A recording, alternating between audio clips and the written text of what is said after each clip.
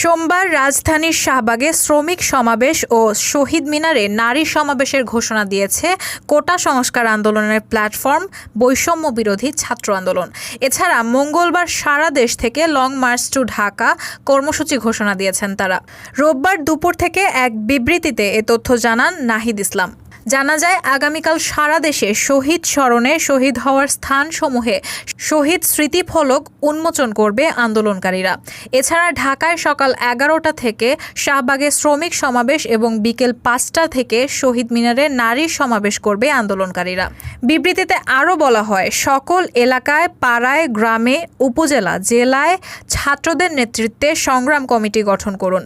যদি internet crackdown হয়, আমাদেরকে গুম, গ্রেফতার, খুন করা হয়, যদি ঘোষণা করার কেউ নাও থাকে, এক দফা দাবিতে সরকার পতন না হওয়া পর্যন্ত সবাই রাজপথ দখলে রাখবেন এবং শান্তিপূর্ণভাবে অসহযোগ আন্দোলন অব্যাহত রাখবেন।